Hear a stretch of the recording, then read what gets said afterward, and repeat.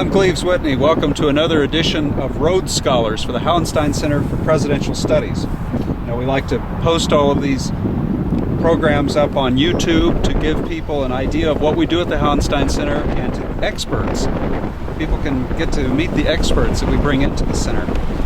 With me today is Dr. Michael Ryan. He is a psychologist, a PhD, who has studied post-traumatic stress syndrome.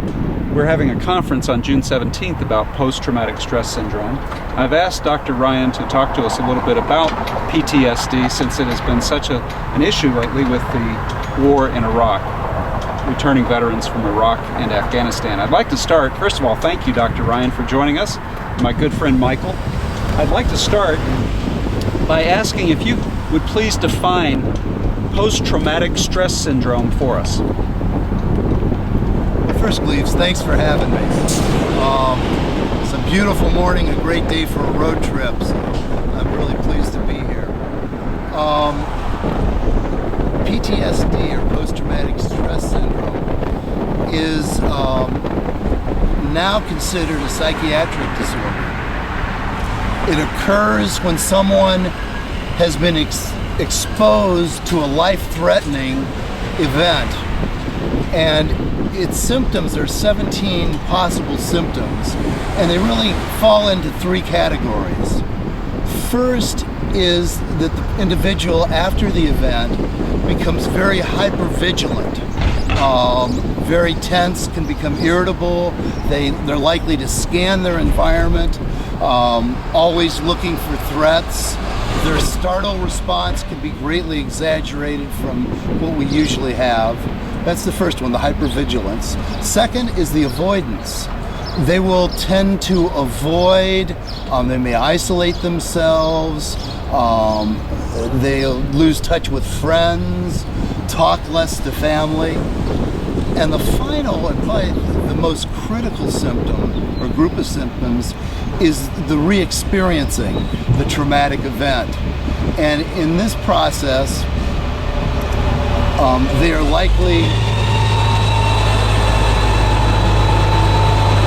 to have reoccurring memories, flashbacks,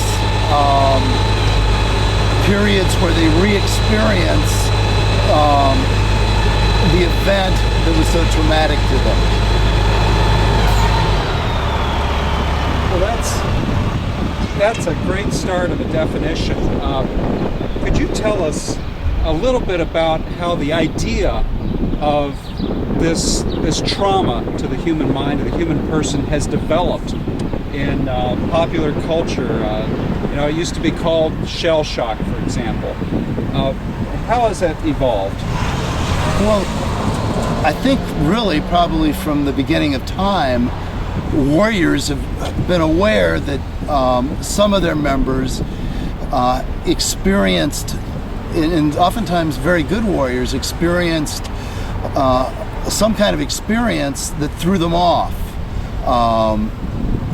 that made it hard for them to process and kind of metabolize their experiences.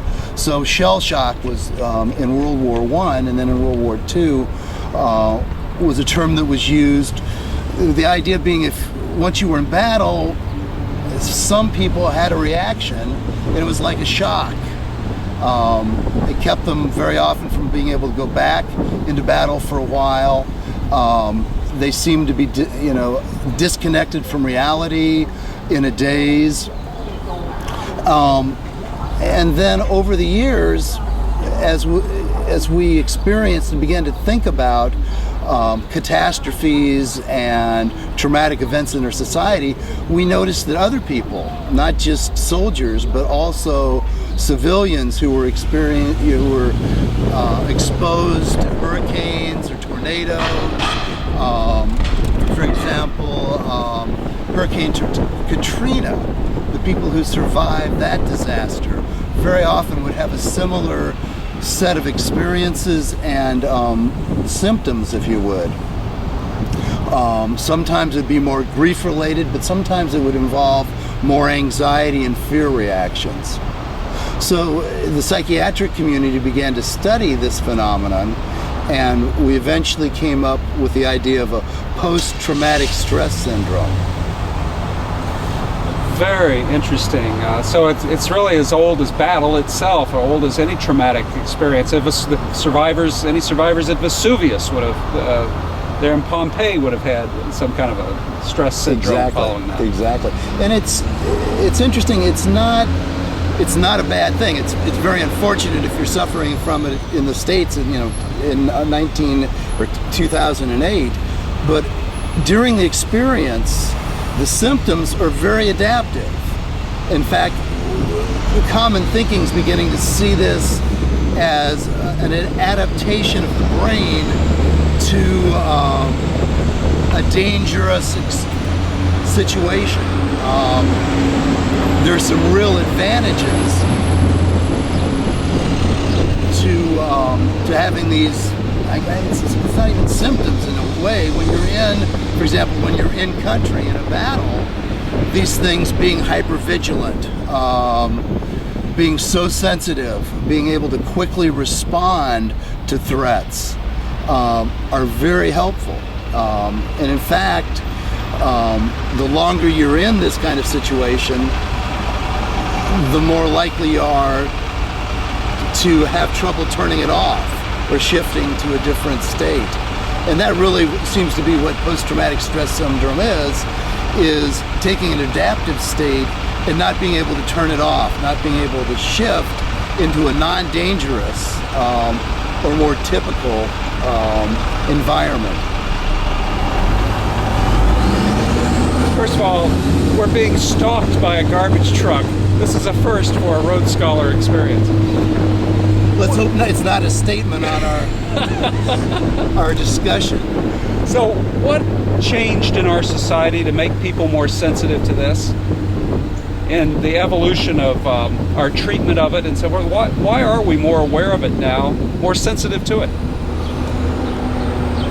Well, I think there are a number of factors that have occurred. I think some of it has to do with looking back at what happened to our veterans in the Vietnam War. Many of them suffered with these kinds of difficulties, and society slowly began to realize that we didn't do enough for them. And they were very good about advocating for themselves, and I think that kind of interest in what was happening to these individuals who'd come back from a very difficult war began getting people thinking about it, and some scientists studying it. I think as a society, we're more concerned with natural disasters, and so we began studying what happens to people when there's a natural disaster.